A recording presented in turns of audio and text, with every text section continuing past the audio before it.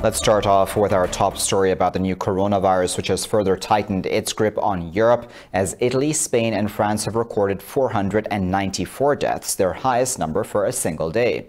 The outbreak has now killed over 6,500 people worldwide and has infected more than 167,000.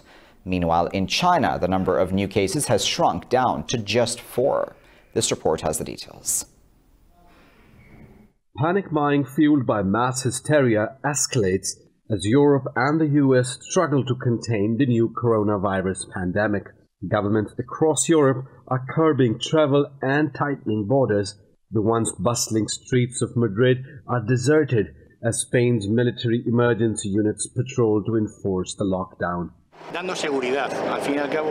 In the end, giving security means giving security to all Spanish citizens, in this case Madrid citizens, where we are, so that they know the state of emergency in which we are and they know that it is better to stay at home rather than on the street. In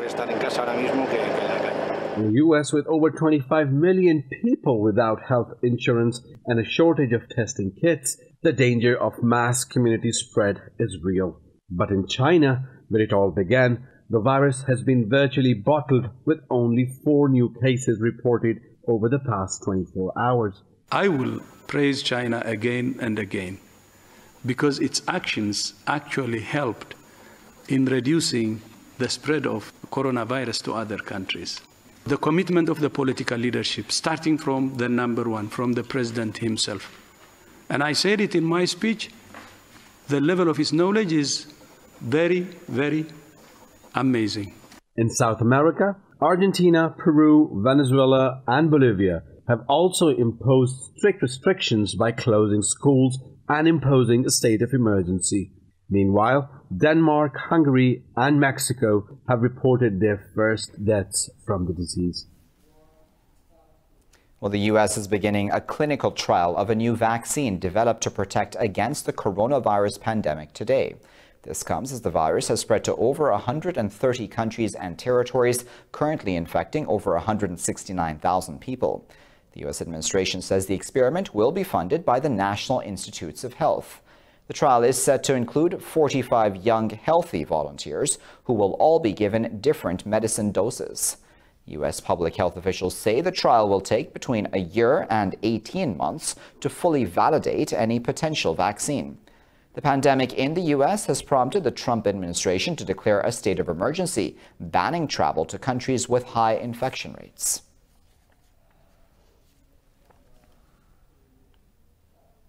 In other news, the U.S., France, Germany and the U.K. have called on the Syrian government to stop its killing and engage in a political settlement through a UN resolution. In a joint statement, world powers said President Bashar al-Assad must accept the aspirations of Syrians who want peace. The statement was issued on the 10th anniversary of the beginning of Syria's civil war. The countries urged the government for a ceasefire, to reform the constitution and release arbitrarily detained people. The statement said Syrian citizens should be allowed to take part in free and fair elections under UN supervision. Western powers also urged the international community to assist Syria's neighbors in sharing the costs of Syria's refugee crisis. Israel's President Reuven Rivlin says he will ask Benny Gantz to form a government and replace Benjamin Netanyahu as prime minister. Gantz has picked up support from 2 key political parties in his bid to force Netanyahu from power. It undermines Netanyahu's plan to stay in power in a unity cabinet to fight the novel coronavirus outbreak. Netanyahu is 3 seats short of forming a majority after the 3rd inconclusive elections in under a year. Besides fighting to stay in power, Netanyahu faces 3 separate corruption cases. His trial has been postponed until May 24th because of coronavirus. Afghanistan's National Security Council said the government is assessing which Taliban prisoners will pose a threat in the future. The exchange of prisoners between the Taliban and Kabul is a condition of the Doha deal, but has not yet begun. The NSC spokesperson Javed Faisal said assessment of prisoners has begun and Kabul will ensure they will not return to the battlefield. The The presidential palace says Kabul will release 5,000 prisoners in a gradual process, and there will be give and take between the government and the Taliban. The Kabul administration said the release is a part of the peace process and it will happen. Meanwhile, the Taliban have rejected the conditional release of the prisoners, saying it was not part of the agreement. In India, anti-citizenship protesters are living under constant fear due to notices by the government. The Uttar Pradesh police have issued recovery notices to 13 people for alleged property damage, with a deadline ending today. Authorities have threatened to confiscate their properties if they fail to pay 2.1 million Indian rupees. Speaking to media, individuals said they cannot pay the fine as they are daily wage laborers. They said most of them have lost their jobs since police put up their pictures on posters across Lucknow. 83 people, mostly Muslims, have been killed during nationwide protests against the controversial act. Pakistan's President Arif Alvi has left for China on a two-day visit on the invitation of President Xi Jinping. Foreign Minister Shah Mahmood Qureshi is also accompanying him during this visit. During the president's visit, a number of MOUs are expected to be signed with China. This will be the president's first visit to China, which is aimed at showing solidarity with the Chinese government in the fight against COVID-19. The visit will further cement historic bonds of trust and support between the two countries. It will also serve as an opportunity to review bilateral issues promoting peace and development in the region. 4 ISIS militants have been sentenced to death in Bangladesh for the 2016 decapitation of a senior Hindu priest. The men who were involved in the killing in the northern district of Panchgarh were members of the band Jamaatul Mujahideen Bangladesh. The priest was a prominent member of Bangladesh's Hindu community, which makes up nearly 10% of Bangladesh. The JMB was blamed for the murders of minorities, secular writers, publishers, and foreigners between 2013 and 2016. The deadliest attack by the banned organization was at a Dhaka cafe in 2016, killing 22 people, mostly foreigners. Meanwhile, in Nigeria, a pipeline explosion has killed at least 15 people in a suburb of the commercial capital, Lagos.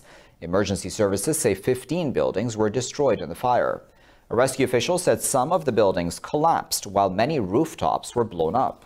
The Nigerian National Petroleum Corporation says the blast was caused by a truck that hit gas bottles stacked up in a processing plant. In Kenya, 3 people have been killed and 2 others have been wounded after a roadside blast in the northeast Garissa County. Officials said the blast occurred when a vehicle ran over an improvised explosive device. They said the victims were killed on the spot. Immediately after the attack, a suspected Al-Shabaab militant sprayed the vehicle with gunshots, wounding 2 others. An earthquake of 5.4 magnitude has struck Iran's southern province of Hormozgan. Government officials say there are no reports of casualties or property damage. Tehran University's Seismological Center says the tremor's epicenter was located 39 kilometers from the city of Bandar Khamir. It said the quake had a depth of 16 kilometers. Meanwhile, the UAE's meteorological department says slight tremors caused by the quake were also felt in parts of the Emirates.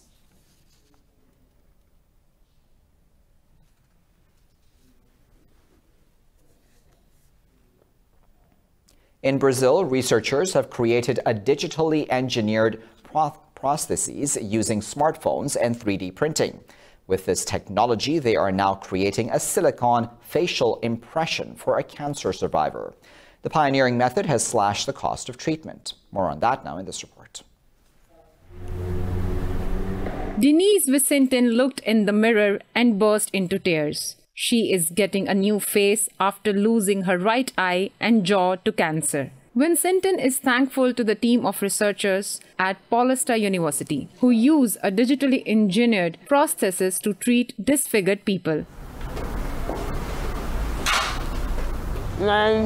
Before, I felt people's stares, but today I can say how much better I will feel being out in the streets. I have no words. The conventional technique to make prosthetic models is a day-long process, costing up to $500,000. The new digital method only requires a computer, a smartphone, and a 12-hour drill. Using a cell phone today, we can perform the whole process. Using 3D images, we can make a 3D design of the face, 3D print the prototype that we need, and transform it into the final prosthesis. We don't need big investments for it.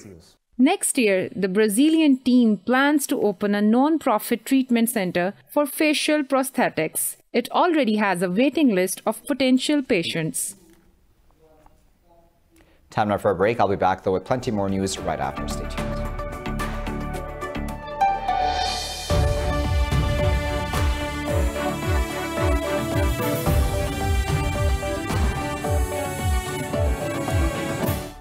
Welcome back. A Chinese photographer has filmed 70 glaciers to demonstrate the threat of global warming. After filming for 7 long years, he found glaciers are shrinking. More now about the melting glaciers in this report. One young Chinese man made it his mission to get up close and personal with glaciers. They are beautiful, but they won't look like this forever. This is the warning Wang Xiangjun brought to the UN's 25th Climate Change Conference in Spain. His documentary clearly showed what's left when a glacier vanishes, a barren, desolate landscape of sand and rocks. After I shot more than 70 glaciers in Tibet, I found that all glaciers are shrinking. What does this mean? It means global warming is indeed a very serious thing happening around us. In 2019, China beefed up its latest plans to protect the environment, a plan that includes glaciers, forests and wildlife. It was a year in which the country's forest reserve increased by 2.1 billion cubic meters last year. China's firm determination and commitment to ecology protection has given everyone the dignity. Protecting the glaciers and protecting the homeland is no longer a slogan, but something that everyone can strive to do through practical actions. Wang says we can all limit global warming by taking practical action. Well, in Mali, no train has left Bamako's colonial-era railway station for over 18 months. For almost 100 years, the service connected Mali to neighboring Senegal. This report now tells us how railway workers are trying to preserve the station and its memories. For several months now, no train has passed through this colonial-era station in Bamako. For almost 100 years, the Dakar-Bamako Express had connected Mali's capital to neighbouring Senegal. But since May 2018, the station's green carriages have remained stationary. On a day like today, a Monday, Train 12 departed. It was euphoric. People were crying here, and it was a reunion. Today it is something that we miss very much. You see how the station is dilapidated today. It has become a dump. The tills no longer work. Everyone's at a standstill because there are no trains. Since the line was closed, some 430 rail workers are out of work. An ex-railway worker, Moussa Traoré, is working on a 4-ton collection of documents which tell the history of the Bamako to Dakar line. The archives really fall within the framework of the preservation of the nation's memory, the memory also really of the railway. Within the railway, there is the exploitation side of history, but also the economic side, the historical, and there is also the cultural side. A rail rehabilitation plan is being discussed with several partners, including the World Bank. At the end of 2018, Senegal and Mali each promised to contribute €15 million as a boost. But according to the trade unionists, the money has still not yet been paid.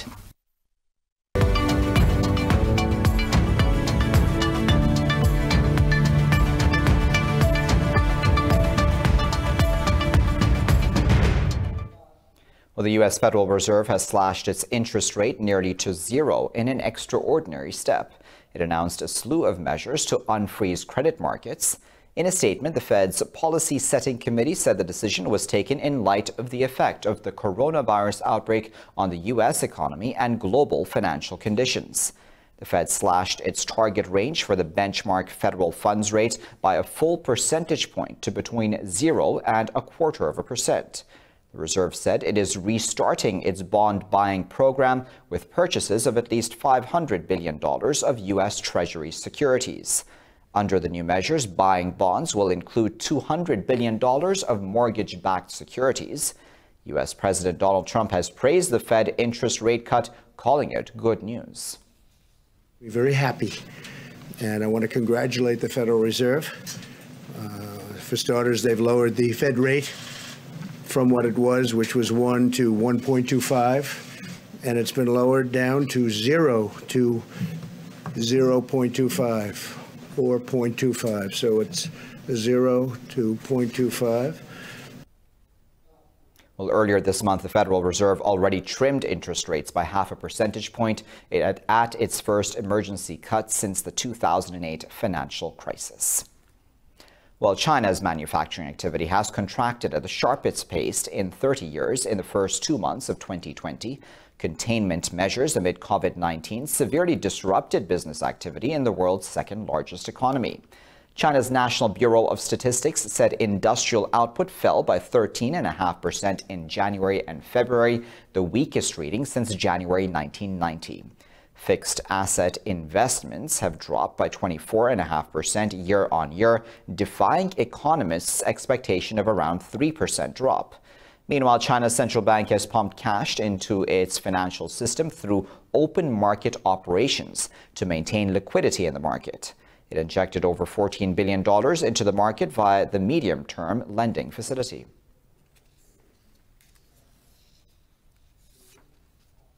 Well, Asian markets have plunged after global stocks were slammed after a series of stimulus measures by global monetary instructions failed to stem the rout in markets.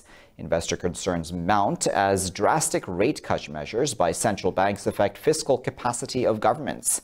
Hong Kong's Hang Seng has plunged over 3.5%. The Shanghai Composite and Nikkei 225 are trading about 2.5% lower. Seoul's Kospi is also trading over 2% lower. Meanwhile, in South Asia, the Nifty 50 in India plunged about 6%. International Brent crude oil prices have plunged about 4.5% amid the ongoing oil price war between Saudi Arabia and Russia.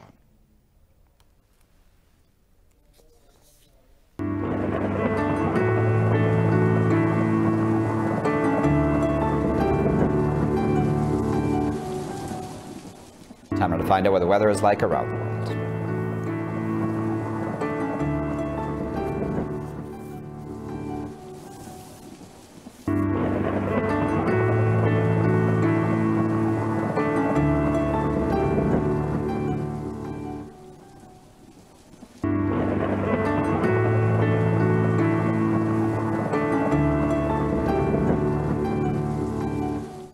And there you have it. You're all caught up. Thank you for watching this bulletin here at Indus News. Of course, for the latest updates, you can always follow us on our social media at indus.news.